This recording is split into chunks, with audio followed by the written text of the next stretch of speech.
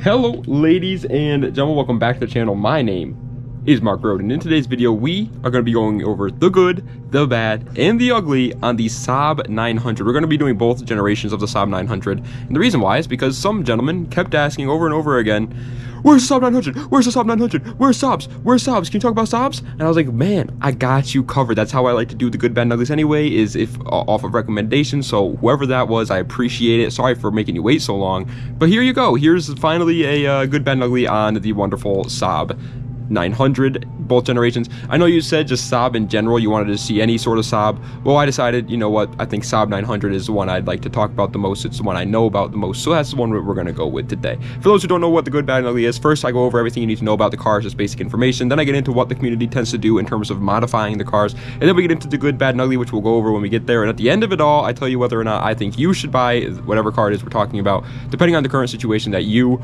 are in. Song of the day is called Sun to Me by Zach Bryan. It's a country song, but dude, Zach Bryan was like in my top 5 played artists in 2024. I love this guy. He's just incredible. Like, I'm a big rap fan, but this dude is an absolute beast. I love his music. I don't know why, I don't know what it is, but I'm a big fan of it. It's good music to just sit back and listen to. We'll give it a listen. But without further ado, let's go right into the good, the bad, and the ugly on the Saab 900, both generations. Alrighty, but like I said, first thing we need to go over is all the basic information about the car. So, as for the Saab 900, the years made and the generations of it, let's start with that. It was made between the years 1978 and 1998, but like I said, we're going over 2 whole generations of a different car here. So, the change happened in 1994. So, from 1978 to 1994 was the first generation, 1994 to 1998 was the second generation of the Saab 900. As for the trim levels, I'm sorry that I can't be more descriptive, but this car changed horsepower numbers almost every single year and was in production for 20 years. Okay, so bear with me here. I'm just going to give you like rough estimates, because if I went over every single year, we'd be here all day. Basically, the car came with a 2-liter inline 4, and that ranged from 100 to 140 horsepower, depending on the year that you get it in, and that is the base model. Then they came out with the turbo model, which ranges from 138 horsepower to 185 horsepower in later years. And then the second generation of this car, those were both the trim levels for the first generation. The second generation of this car came with a 2-liter turbocharged inline 4 that produced 185 horsepower. It also came with a 2.3-liter inline 4 that made 150 horsepower, and it came with a 2.5-liter V6 that made 170 horsepower.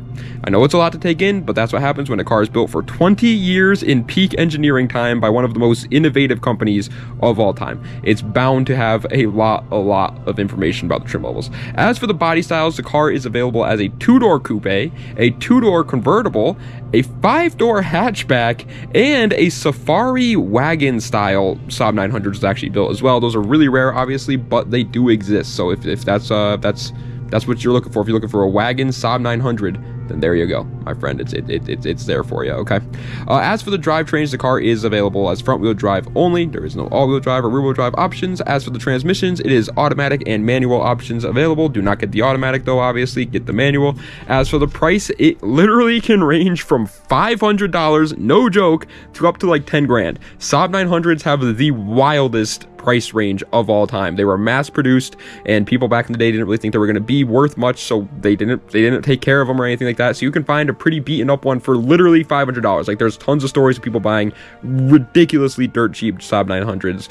But then obviously if you want a cleaner version of it, yeah, you're looking at upwards of like 10 grand. So keep that in mind. Finally, as for the reliability and the gas mileage, the car has, in my opinion, an average reliability rating. It's nothing crazy. For its time, it was obviously very reliable, but nowadays it is old, so keep that in mind. And then it gets 25 miles per gallon average, which isn't great anymore, but again, back in the day, that was pretty damn good. And it's a lightweight car. You won't really be worrying about it too much.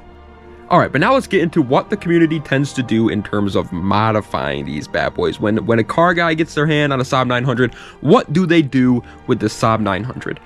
For drifting, this car is not seen at all. There's nobody out there drifting their Saab 900s because it is a front-wheel drive car, so obviously that's not very possible. As for the rally / off-roading community, this is definitely very popular, which is actually really cool to see. Saab in general is just, I mean, you gotta remember, like, this is a, what is it, Swedish, I want to say, brand, and they were out in the European countries is where they do all the rally racing. So any cheap car that they can get their hands on, they rally race. And so yeah, Saabs do it as well, and Saab 900s are seen you know, plenty often over in the rally racing world, which is pretty cool. They're also lightweight cars with a short wheelbase, which is what they're looking for. As for the street racing community, this is not really seen ever, to be honest. I don't think I've ever seen a video of a Saab 900 like street racing and on the highway doing 40 rolls. I don't think that's what they are doing, so no, I wouldn't recommend it for that. As for the track racing community, this is also another very popular option for these cars. Enthusiasts love these cars, and like I said before, they're lightweight with a short wheelbase, so people like to just throw them around on the track, and it makes sense. And then finally, as for the stance/show community, the guys that just build up their cars to look good, park them in parking lots, and take pictures of them for the Instagram clout. Of course, there's some Saab 900s that are built that way, but definitely not as many as you would expect to see. It's not as popular as something like a BRZ, you know. Alright, but now we are into the good, the bad, and the ugly. And the way this works for people who don't know is first I'm going to go over the good, which are selling points on the cars. These are great things about the cars. Handy, mandy, dandy. You're going to be freaking going home and telling your mom about these cars. Then I go over the bad, which are not actually bad things about the cars. It's just kind of the middle ground area. It's if it affects you, then it affects you. If it doesn't, it doesn't. And then finally we'll go over the ugly, which are problems with the cars. So let's start with the good though. First thing for the good is that Jerry Seinfeld likes these cars. How could you not like Jerry Seinfeld? He's a funny dude, and he likes these cars. If Jerry Seinfeld likes them, then you better like them. Next for the good is they're super unique. There's not a lot of Saab 900s out there, to be honest, and the ones that are out there are all kind of different as well. So yeah, building up one of these, it's not very common. So that's always a good thing. Next is they are super cheap. Like I said, you can find one of these things for like $500. Hey, $500 is dirt cheap, my friendo. Next up on the goods is that the price will go up on these cars if you get like a turbo option. These are definitely, in my opinion, appreciating assets if you get a nice one that's in relatively good condition and you keep it that way. Next is they are actually very safe. They were one of the most safe cars of their time, and a lot of the reason why is because of when you get into a car accident, the key is in the middle, so your knee doesn't slam up against the key, which is actually really weird, but apparently it actually worked.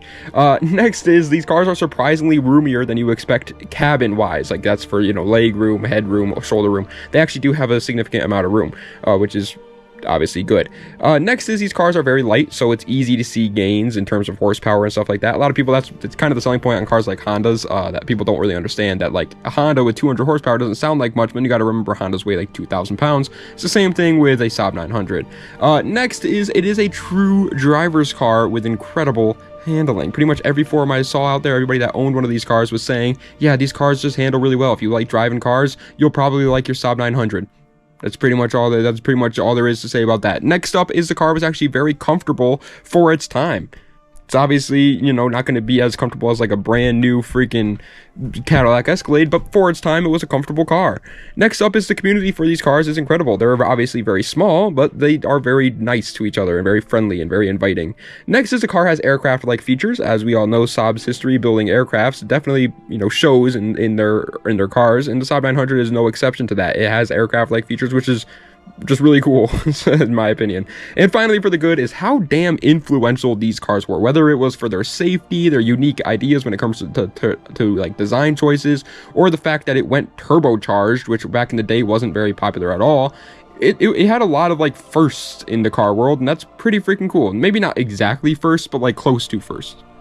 Alright, but now we are into the bad. And like I said before, bad isn't actually a bad area. It's just an area where it's like, if it affects you, it affects you. If it doesn't, it doesn't. Okay, it's kind of up to you. First off, and the perfect example of that is the sound. I always put the sound here in the bad because obviously a car's sound, if it sounds good or not, is 100% up to you and your personal opinion. So here's a clip of a Saab 900 making some noise.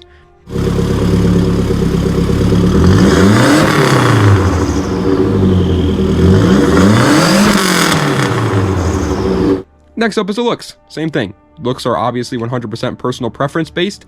If you like how it looks, then you like how it looks. If you don't like how it looks, then you don't like how it looks. I personally do like how it looks. I think it's a good looking, unique looking car. Next is the aftermarket support for these cars isn't the best. Obviously, it's still got some. It's, you know, a popular car, but it's not, you know, as much as like a Honda Civic would be or something like that. Next is the modifications and other car parts for this car are not that cheap, especially here in America. They were very, like I said, unique. They had pretty much everything about them was different. And so, unfortunately, the downside to that is if you're going to buy one of these things and got to fix it up, it's not going to be the cheapest car out there to do that with. Next is the cup holders are too small nowadays. I mean, obviously, back in the day, again, things were smaller back then, so they didn't really have to worry.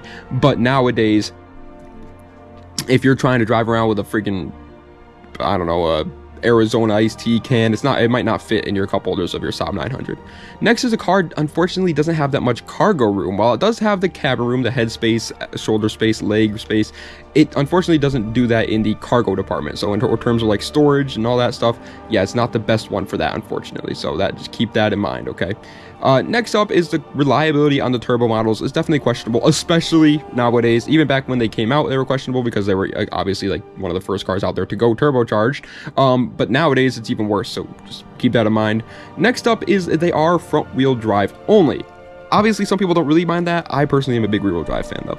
Next up is the car is not that fast in a straight line. I don't think I have to tell you that if you're thinking about buying a Saab 900, but in case you don't, yes, Saab 900s are not that fast in a straight line.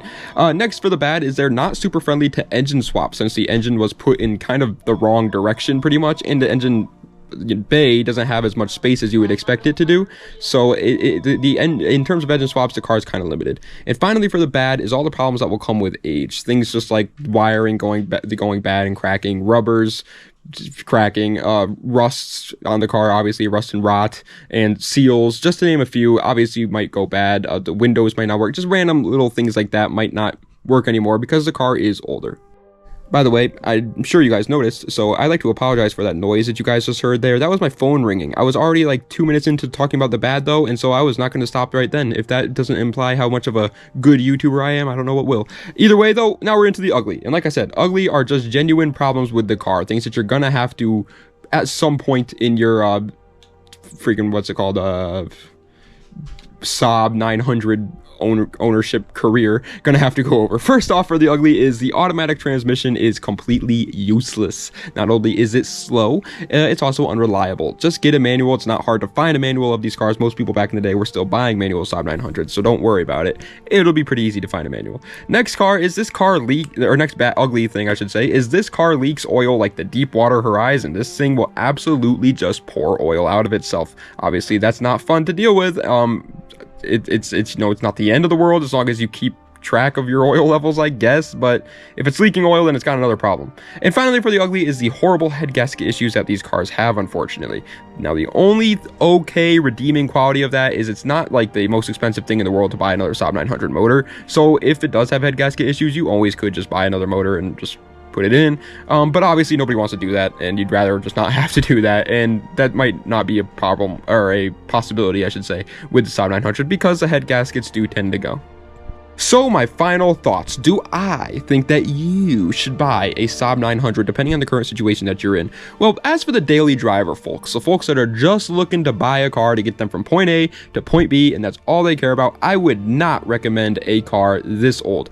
It is reliable and it can get the job done for sure, but it's just silly. Why spend the money on a car like this when you can buy like a 2005 Camry for the same amount of money? It's going to be newer with updated tech and a lot more reliable, cheaper parts. Everything about it's just going to be a better option for you personally, I think. As for the car guys looking for a daily driver, this one's kind of weird. I honestly don't know. I would recommend not to. I would recommend to, you know, buy something else, but honestly, like if you do, I can definitely see why you would. They're not, well, I said before that they are, you know, expensive to work on and to maintain. They're not hard to work on. So as for a car guy, it won't be that big of a deal. And so it's definitely questionable. There's room for an argument to be made on either side for the car guys looking for a daily driver. As for the people looking for a Sunday cruiser though, somebody that's just going to take it out once a week and enjoy it.